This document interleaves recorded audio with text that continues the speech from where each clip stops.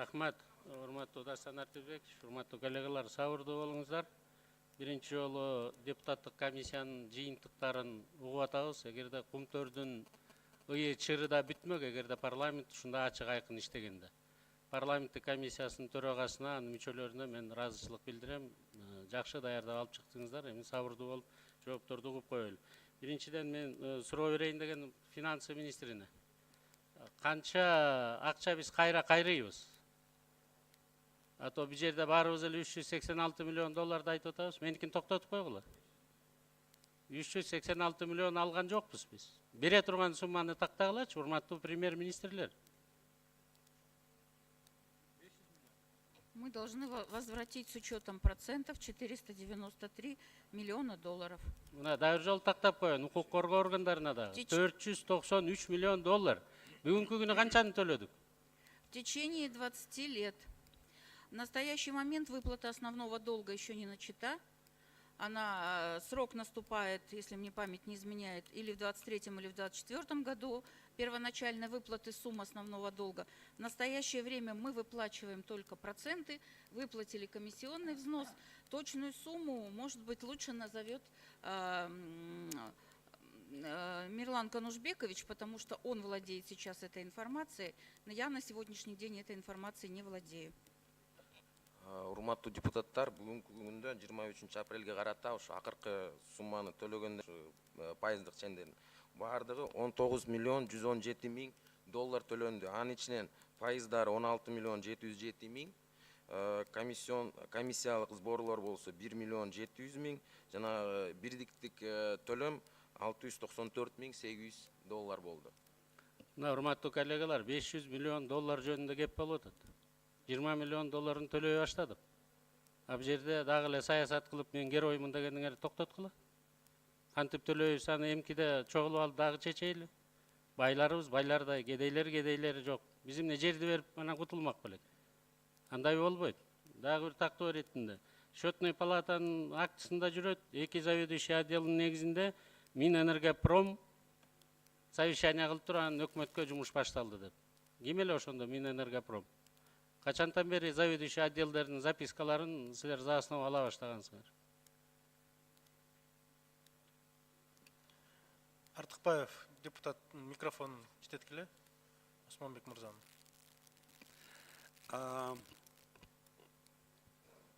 Президенттен мага тапшырма келген. Мен 22 майда министр болуп келдим.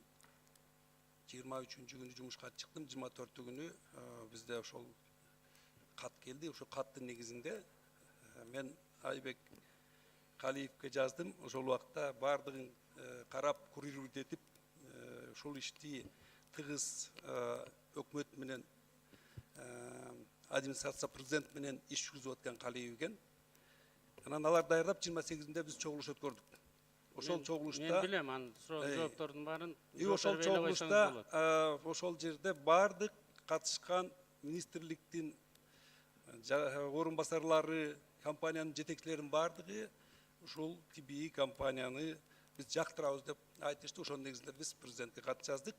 Ошондон кийин биз Алмаз Шерченовичтен бизге тапшырма келди. Макулмун. Абыл электр станцияга, мага, МИДке, Минфинге кат келди. Макулмун, аткаргыла деп. Ошол каттын негизинде биз өкмөткө кат жаздык. Ошонун негизинде распоряжение чыкты.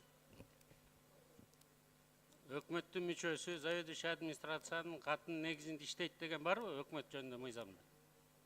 Конституцияга ант бергенсиз, закондорду сактайм дегенсиз.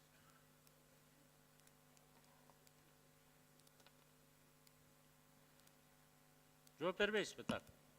Өкмөттүн жөнүндө мыйзам бар, конституционный мыйзам бар. Негизинен ошол каттын негизинде мен премьер-министрге кайрылдым. Ушундай маселе болуп атат, коюлуп атат. Ушун мындай чечим чыгып атат. Ушун негизинде сиз бизге буйрук чыгарып бериңиз деп. Ошондой эле катты мен президентке дагы жөнөтүп атам. Негизинен мен түздөн түз өкмөттүн мүчөсү катары өкмөт менен иш кылам. Анан мен ошол убакта президентке дагы ант бергем. Ал биз үчүн жогорку турган бийлик катары мен ага сөзсүз түрдө кайрылып жол беришим керек. Калганын бардыгын бүт негизинен өкмөттүн мыйзамы негизинде, процедуранын негизинде аткарылган.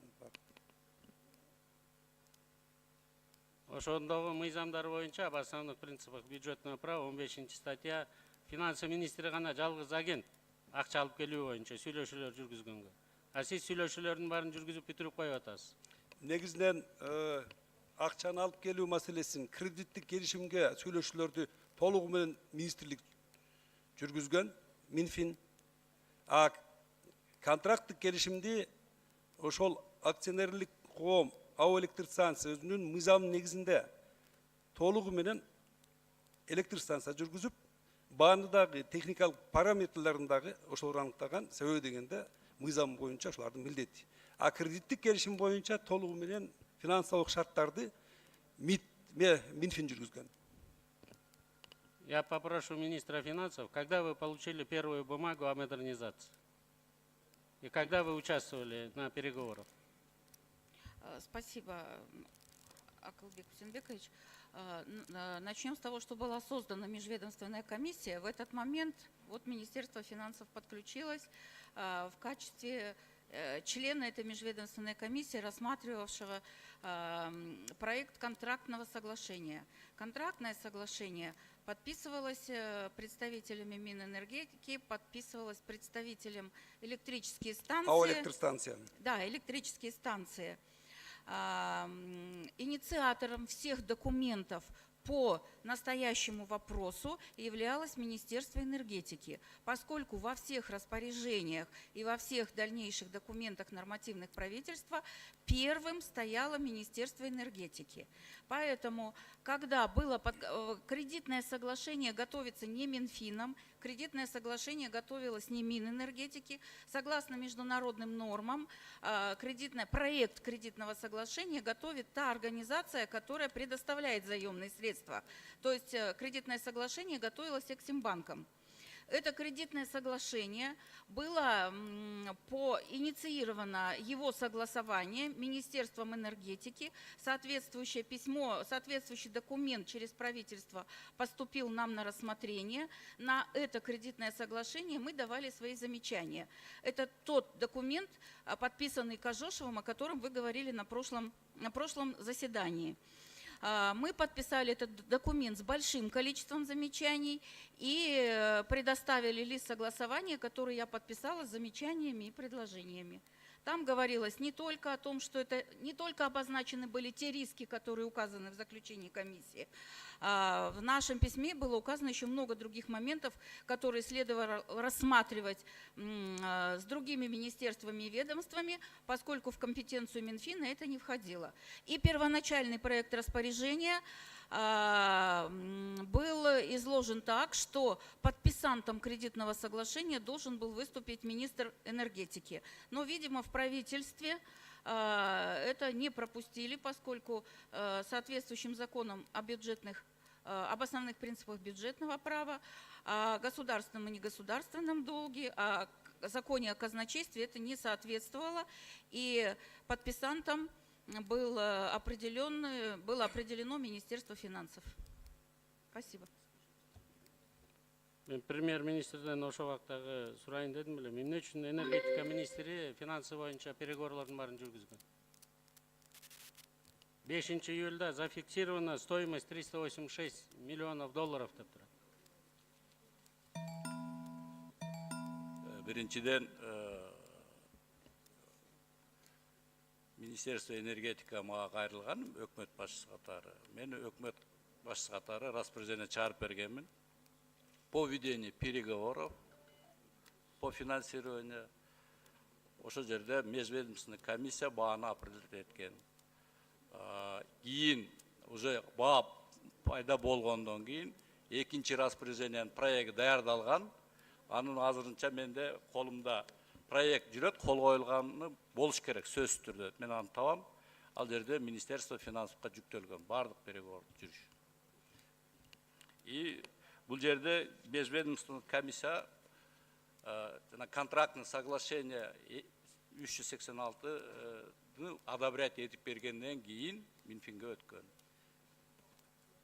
Негизинен кредиттик жана контракттык келишимдин техникалык параметрлерин и финансылык параметрлердин бардыгын жүргүзгөн компетенттик орган акционерлик общество АО электростанция. Ошол жерде баалар такталган, ошол жерде баалар аныкталган. Биринчи келген сунуш менен жанакы АО электростанциянын чечими негизинде 392 миллион доллар деп келген. Анан Минэнергияда суранган ушул бааны өкмөттүн жанакы распоряжениесине киргизип берүүнү суроо. Анан ушул маселени межведомственный комиссияна кароого киргизүү суранышы менен кайрылган. Биз ошол ишти аткарганбыз. Негизинен Министерство энергетика бааны аныктаган эмес, Министерство энергетика бааны тактаган эмес, ал боюнча сүйлөшүүнү жүргүзгөн эмес, техникалык параметрлер менен да жүргүзгөн эмеспиз. Биздин ишибиз саясатын жүргүзүү. Ал эми баасын, техникалык параметрин аныктай турган компетенттик орган АО электростанция. Калган бүт маселелер боюнча ар бир министрликтер менен биз макулдашканбыз. 10 секунд кошуп койгула. Жапаров депутаттыкын. Рахмат, мен тактоо иретинде, урматтуу Дастан Артизбекович, финансы министринен алдым катты. 9 сентябрда арангана кредитный соглашение келген, ошо күнү кайра кетирилген да. Финансы министрлиги буяка катышкан эмес. Мына окончательный бааны Артыкбаевдин астындагы комиссия коюп атат. Зафиксировала стоимость реализации проекта 386 миллионов долларов деп. 5 июля 2013 года. 9 сентябрь гана кредит келип атат. Мындан тышкары мен укук коргоо органдарга кулаңарга сырга салып коеюн. Об основных принципах бюджетного права 15 статьяда турат. Министр финансов республики выступает в качестве единственного агента деп турат.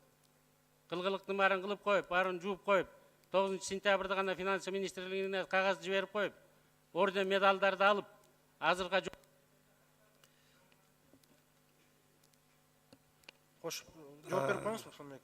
Орден медалды алгандар адамдар жооп берет. Мен оюмча биздин арабызда отурушат. Тестти тапшырганга катышкандар, мактоо алгандар, орден алгандар отурат биздин арабызда дагы. Бирок мага орден тийген жок. Мен ушул ишти башталганда келдим. Баардык баалар аныкталганда келдим. Ал эми аны курганда, тапшырганда менден кийин болду. Бул бир. Экинчиден, Министерство финансов, мына Байгончоков отурат,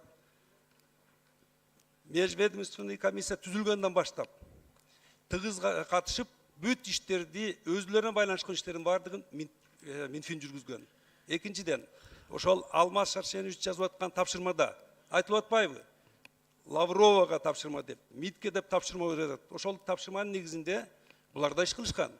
Негизги финансылык параметрин аныктаганда Минфиндин ролу чечүүчү болгон. Бул биздин компетенцияга кирбейт. Биз техникалык параметрлерин макулдашы, бул колу менен буту болуп бергенбиз, барып тияка бияка макулдашканга. Анан ушуну карап, тактап, ачык айтып коюшуңуздарды мен суранам. Рахмат. 5-чи микрофон, анан Жантөре Жолдошев сиз жооп бересиз. 5-чи микрофон. Рахмат, урматтуу Дастанбек Артисбекович, урматтуу коллегалар, келип жооп берип аткан аткаруу бийлигинин өкүлдөрү. Биз парламентте отурабыз. Ошондуктан ой жүгүртүүнү мен каалайдым эле, мен ойлодум элем, мен чечтим эле деген токтотсоңуздар. Кайсы мыйзамдын негизинде сиздер министр болуп туруп совещание өткөздүңүздөр, кайсы пункт негизинде? Распоряжение чыгардым эле, баланчанчы закондун баланчанчы пунктуна ылайык мен ушундай кылдым эле. Сиздер ант бергенде бул жерден айткансыздар. Ыйык сактайм Кыргыздын закондорун деп. Анан эл аралык практика деп аяка шылтап, анан мен ойлойт элем дегениңиздерди токтотуңуздар. Эмоциясы жок, акырын, ар кайсы мыйзамдын пунктуна ылайык мен момундай иш кылгам деп жооп берсеңиздер жакшы болот эле.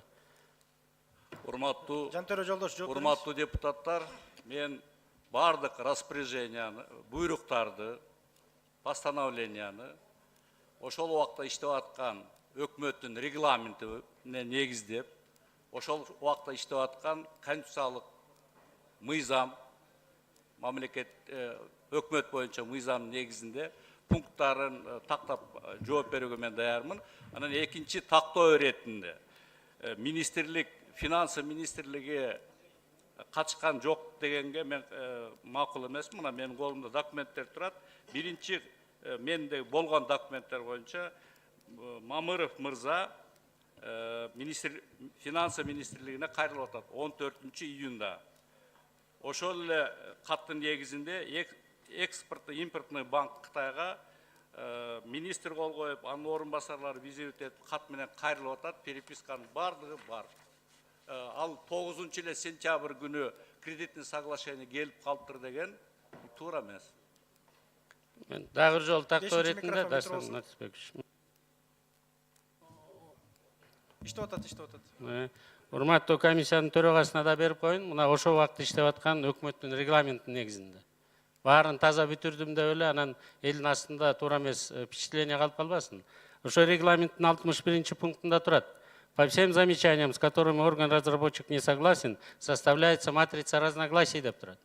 Финансы министри замечания берсе, экономика министри замечания берсе, министр иностранных дел замечания берсе, сиз кол коюп берип коюп атпайсызбы? Кана матрица разногласий. Ошондуктан сиз так аткардыңызбы, аткарган жоксузбу? Мындан кийин укук коргоо органдары, анан парламент өзү баа берет го деп атам да. Мына регламентиңиздин баары турат. Урматтуу депутат Акылбек мырза, мен сизге айтып коеюн, таблица разногласияда колдору турат. Эки жактын тең. Министерство энергетика менен и замечание жазгандары. Кайсылар кабыл алынган, кайсылар кайсы пункттары кабыл алынбаган деген матрица согласия комиссиянын документтеринде да турат ал. Анан мен кайсы жерде жооп бере турганым, анан башка. Рахмат, Осмонбек Мамеджанов, жооп бериңиз. Матрица разногласия боюнча мына менин колумда турат. Матрица разногласия. Ар бир министрликтен келген маселелер боюнча такталып, өзүбүздүн позициябызды көрсөтүп, биз өкмөттүн регламентинин негизинде, өкмөттүн мыйзамынын негизинде өкмөткө биз киргизип атабыз. Бардыгы ушул жерде каралган, такталган, макул боло турган жерде макул болот деп жазылган, макул болот жерлерге макул эмеспиз деп жазылып, регламенттин негизинде өзүнүн тартибинде киргизилген.